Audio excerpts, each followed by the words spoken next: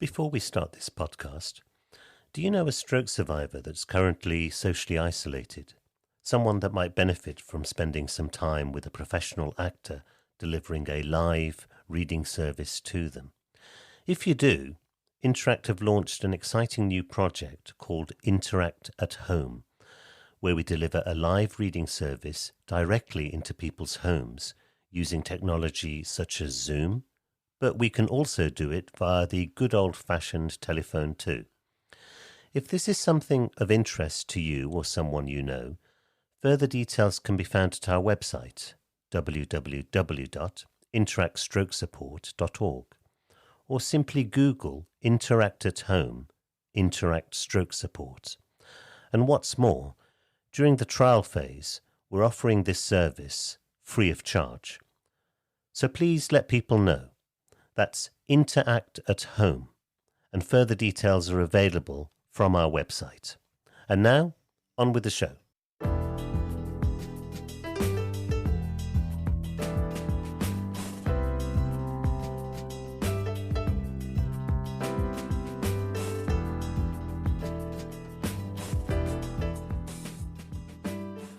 Welcome to Right Side of the Brain, the arts and health podcast created by Interact Stroke Support.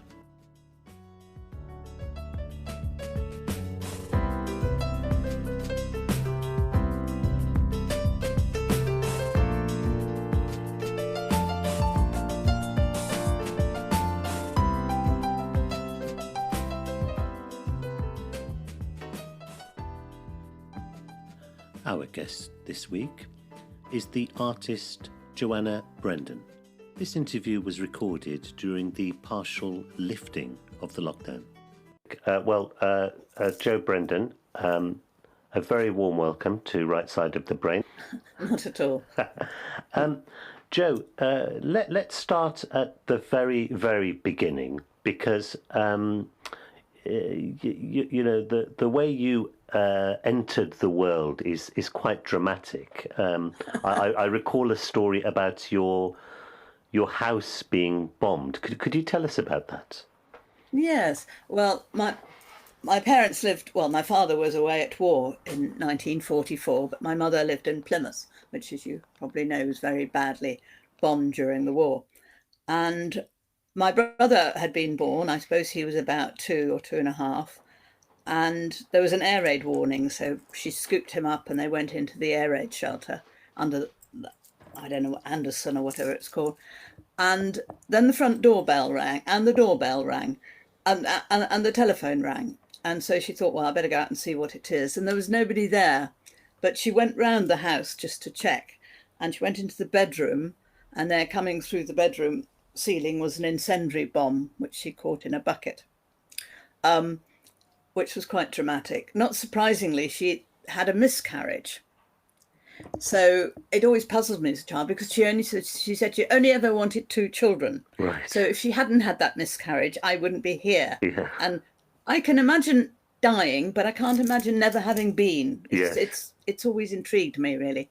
Yes. But here I am, still. Here you are. And so where were you born, Jo? In Plymouth, in Devon. Mm-hmm. And I've only really ever lived, well, I lived briefly in Paris, but apart from that, I've only ever lived in Devon and London. I never intended to stay in London, but somehow I did. Mm-hmm. So tell us about your childhood. As I understand it, you had eyesight issues from a very early age. Yes. I make it my excuse for having been terrible tantrums at the age of 2. But I don't know what age I was, probably about 3, when I was taken to see the film Bambi. And I cried all the way through, not just when Bambi lost his mother, because I couldn't see anything. It was just one big blur. And so that's when they really realised that I had got extremely high myopia. I mean, -6 is considered very high. I had -24. Well, it got progressively worse over the years. And it always used to upset me that, glass is such a sensuous material. until you stick it on somebody's face, and then it's the least sexy thing imaginable. So that I hated wearing glasses, and so was greatly relieved when contact lenses came in. But then I had other complications to do with the myopia, and I'm now blind in my left eye.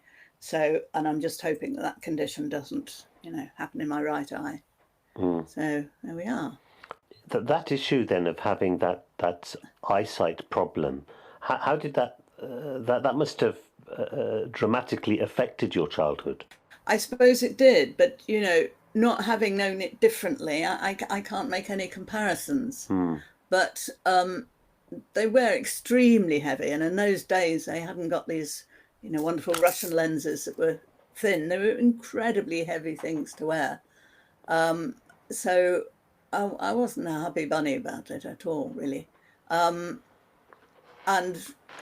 then I developed something called Foster-Fuchs. It's not how I pronounced it, I can tell you. Foster-Fuchs disease in my left eye, which is an attempt of the eye to get oxygen to the back of the eye, and then it burst. The blood vessels burst. So, as my surgeon said, they were well-intentioned little buggers, but they weren't up to it. So that's why I can't see out of the left eye. Right. So, but there were positive things, like it kind of helped my impressionistic style of painting. yes. It didn't help my driving. I had to give that up when my driving, I was told, became as impressionistic as my paintings. Yeah. So, in your early childhood, you went off to boarding school. What was that like? Yes. Well, again, I can't really make comparisons. I was desperately homesick for the first year, and I had retained one school friend who's my closest friend, who sadly died a couple of years ago. You've met her, actually, because it was through the Gosling Foundation. But it had a terrific art department, but one of Bernard Leach's sons was in charge of that. But it wasn't very academic, I think. I think it's changed a lot now, and I think it's got a much more academic reputation. But it was a small boarding school, and it was very beautiful grounds, and it was, a lovely part of Devon. It was only 30 miles away. But did I enjoy it? No. One of the disadvantages is if you don't go to day school, you don't have, during the holiday time, you don't have friends nearby. I had one, but not any others, really. I don't know if I don't know what I feel about boarding school, actually. Right. Never having been blessed with children, I can't really empathise with my parents wanting to send me away. Yeah. Jo, the image I have of you is somebody who was always very passionate about art. Yes. Is that a correct image of the young Jo Brendon? Because it sort of leads on to my next question, which would be, why did you go to Paris instead of art school?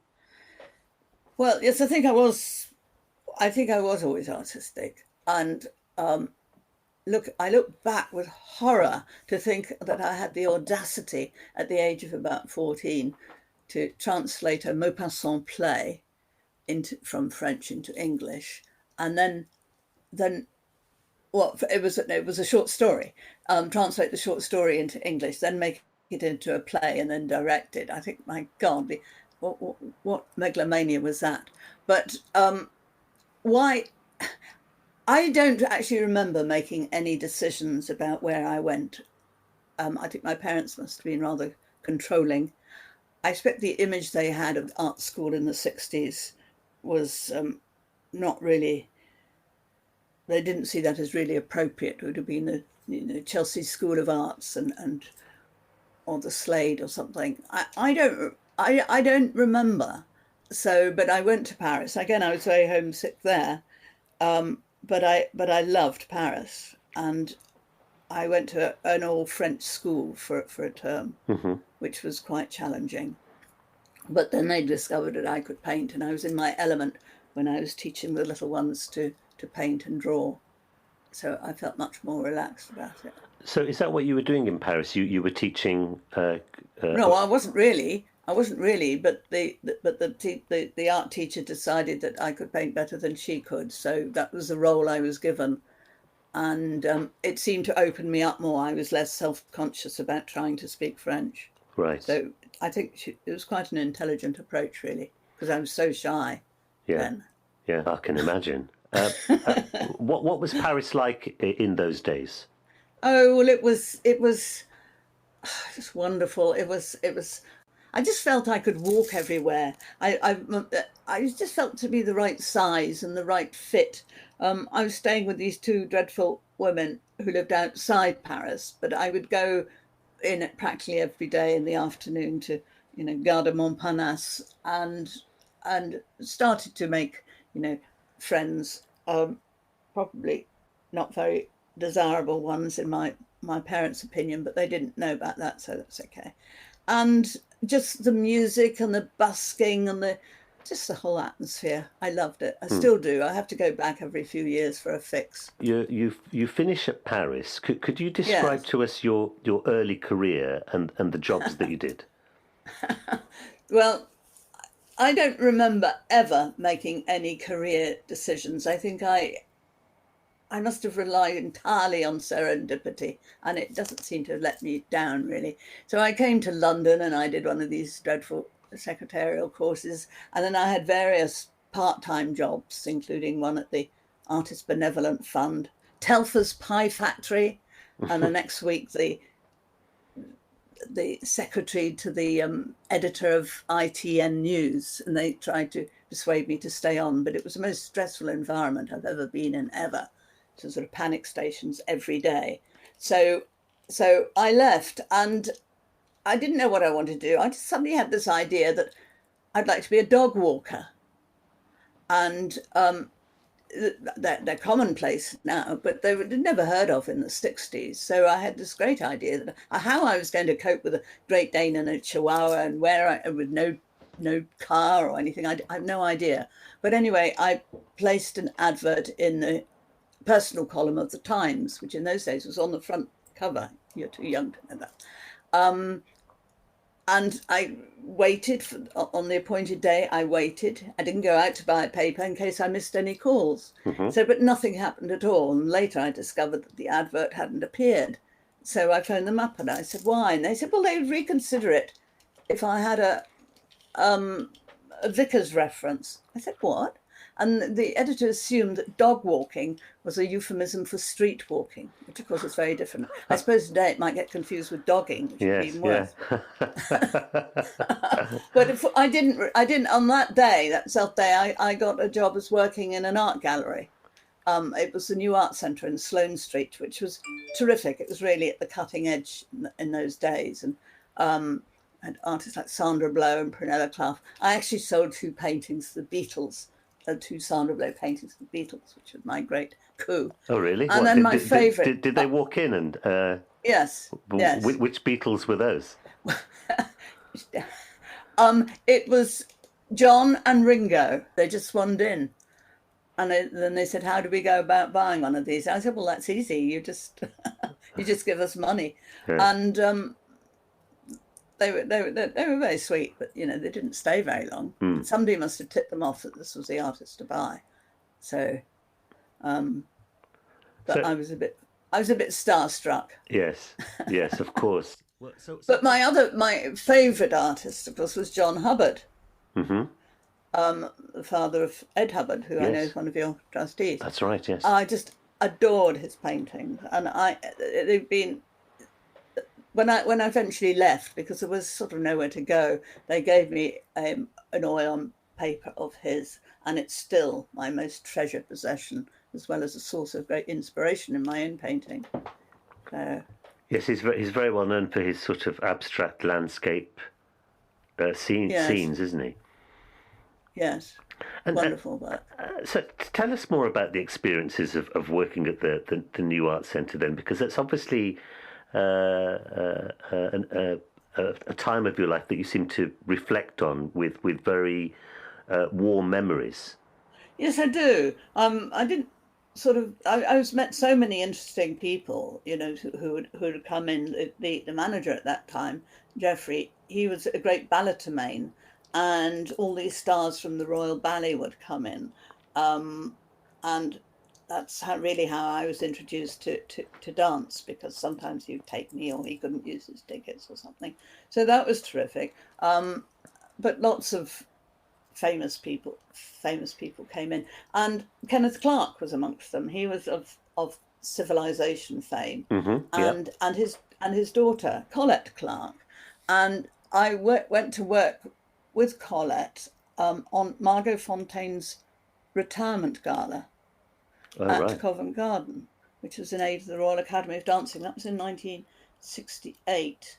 And so I worked for a year at the Royal Opera House, working with every single department there, which was fascinating. And I could see whatever I wanted. It was brilliant. But the president of the Opera House at the time was the Earl of Drogheda, who lived in Lord North Street, which is just off Smith Square. Yeah. And he proposed me as a suitable candidate to run St John's.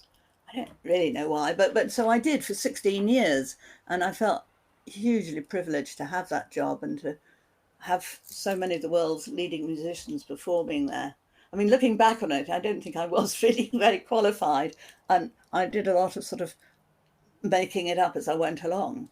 But at 25, I suppose one feels invincible, Yeah. and I became a workaholic. There's no doubt about that. But again, Joe, with regards to St John's, that's Yeah. another. It seems to me very fond memory that you have. But Oh yes. I'm very interested in that comment that you made. That you said that when you were running St John's, you made it up as you went along, and it that struck me because do you think that that style of running a place, you know, with the ad hoc creativity of somebody like yourself has been replaced by a more bland style of running buildings? And I'm talking in general terms. I don't specifically mean St John's. I don't know.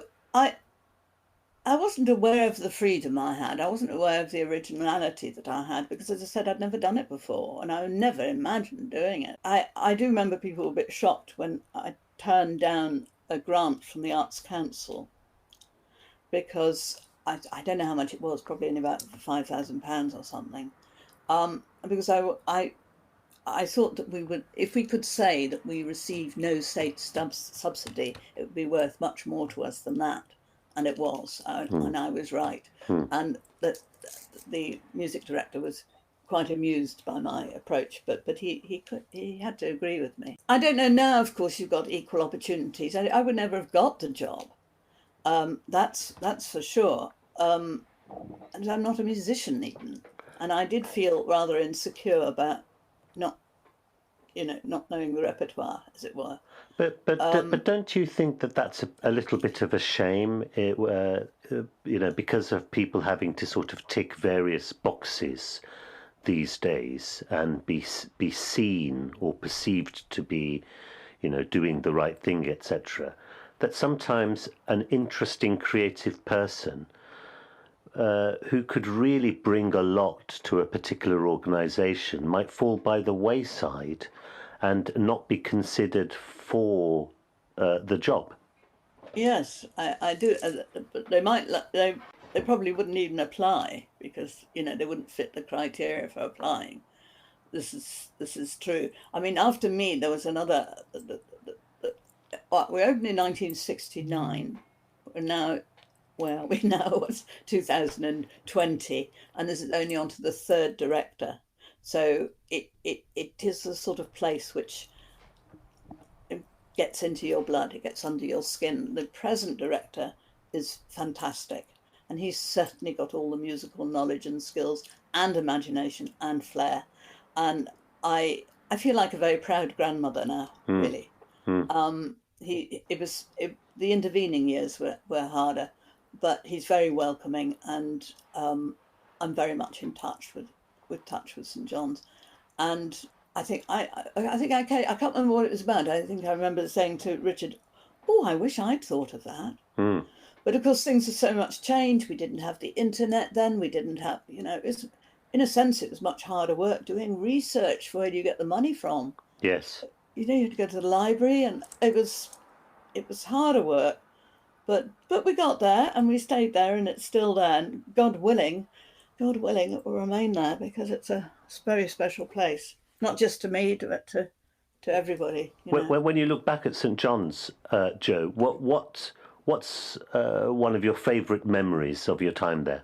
Oh gosh, that's difficult. There's so many, and sometimes you know it's the hilarious ones that sticks in one's mind, like finding out about automatic flushing gents loos when I thought actually I had an intruder in the crypt. But that's not really what one should be remembering. It should be, you know, Rostropovich playing at St John's. I think it was his first concert in the West, and all the.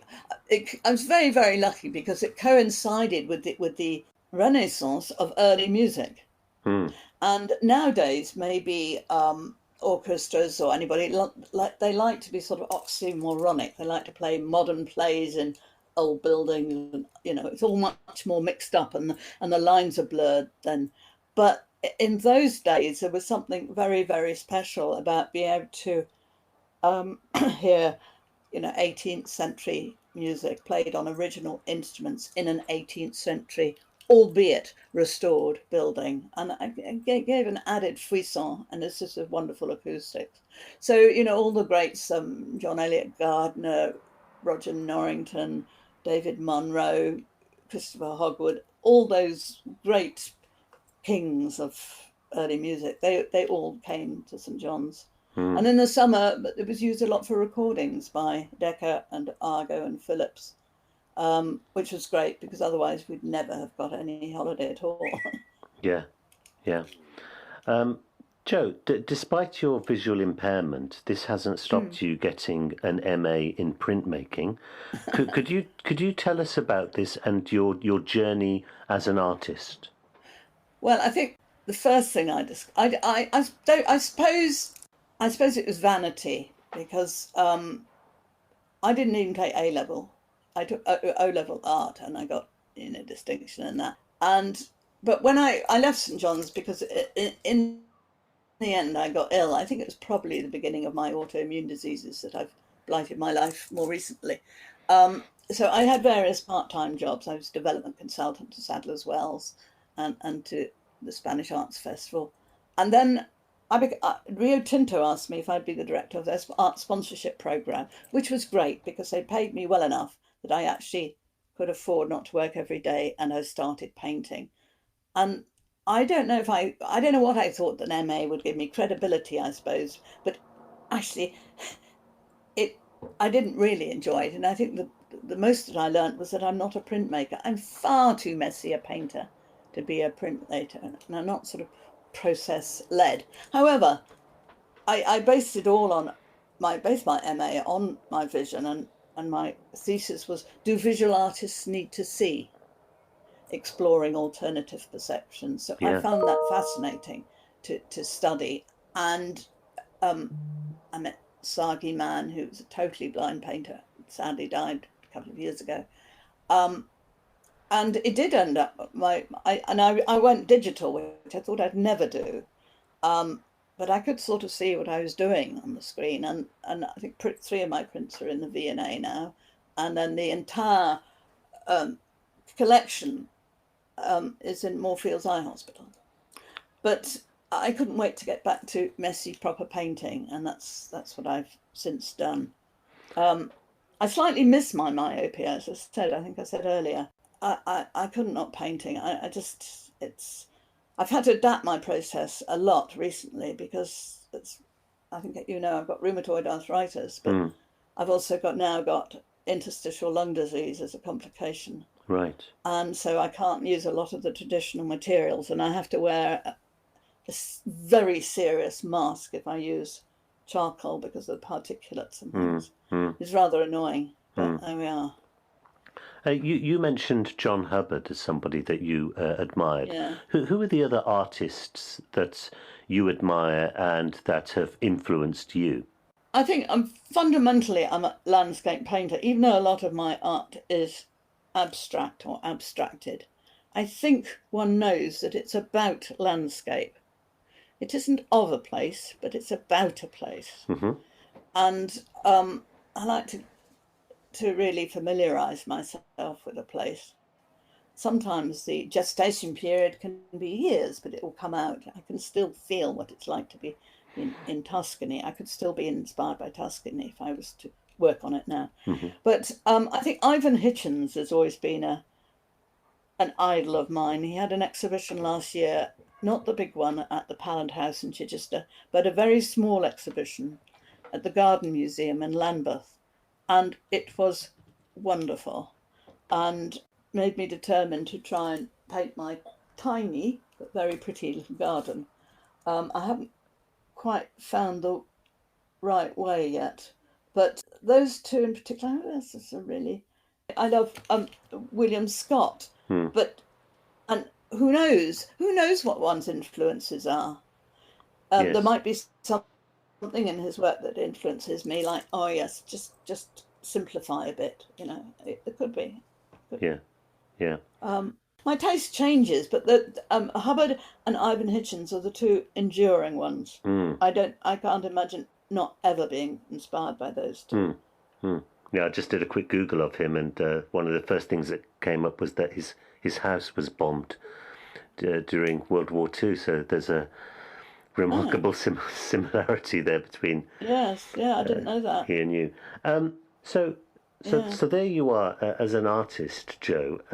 Tell us about Artists at Home and how that came about. Oh, well, as I say, I started to paint, and I worked sort of hard space in an artist studio around the corner from where I was then living. And I'd heard about Artists at Home, but I hadn't been living in West London very long. And it was open studio originally, probably the first in the UK, set up by the late artist Mary Fedden and her late husband Julian Trevelyan. And this was the day before colour printing, internet, or anything. And Little Art Shop used to have just a list of about 13 studios that you could go to in one weekend in June. And then it was clear that this was going to disappear. It needed sort of because art fairs were starting to happen, and there was just much more communication generally. And somebody asked me if I would sort of help. I can't remember who it was. I think the person who was then running it, who was about to move out of London.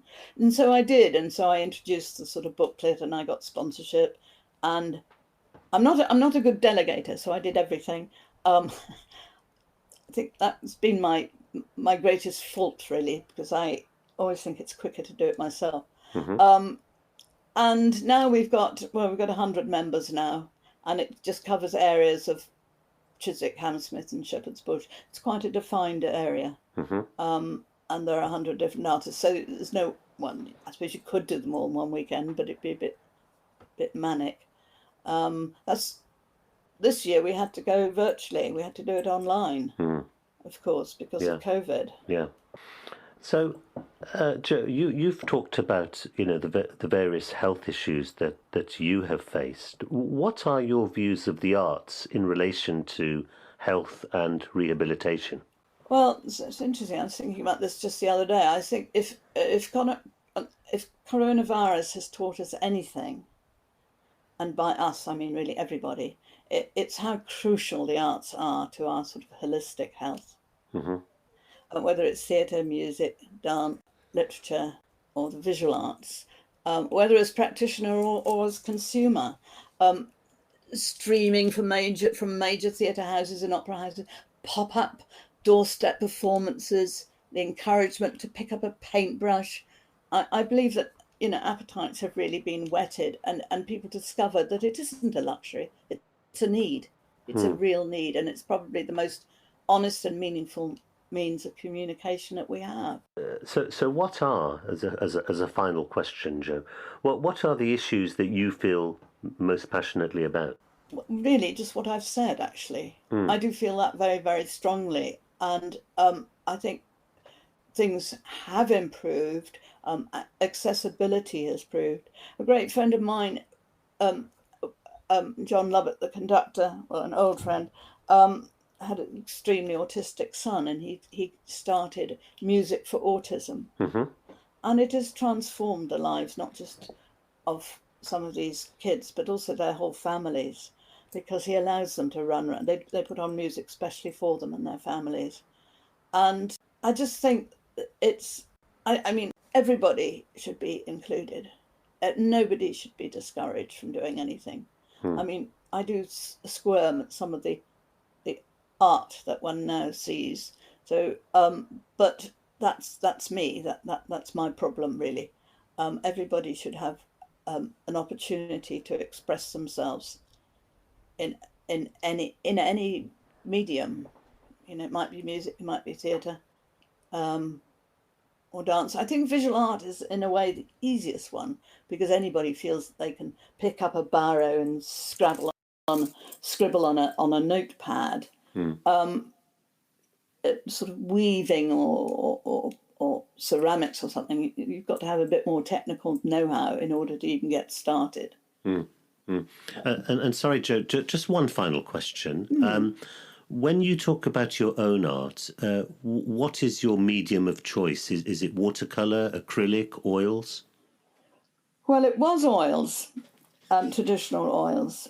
But then I had to give that up because of all the toxins, because of my lungs, unless I wore this sort of diving suit, which was very inhibiting. So then I thought, well, household paints have improved so much. I wonder if there is a less toxic oil paint. And sure enough, there is. So I actually use water-soluble oils, which sounds like a contradiction, but there's some sort of molecular change. And it means I can just wash my brushes in soapy water, wash my hands. And I do use acrylics, but very often I use acrylic as an underpainting, and then Put oils on top, yeah. Put oils on top, because acrylics are much faster drying.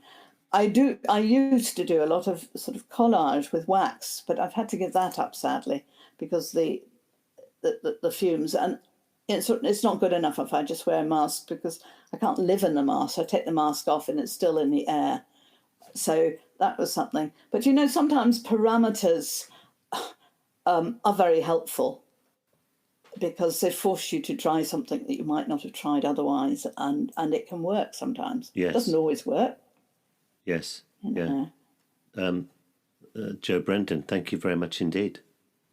Thank you, and it's been great to talk to you, Nirjay, and I feel so proud and privileged to be a member of the team of Interact. Oh well, it's an absolute pleasure to have you. Thank you. That was Joanna Brendon. For more information on our work, please do visit our website at www.interact-support.org. And if you're feeling generous, please do click on the big red donate button. We very much look forward to your company on the next edition of Right Side of the Brain.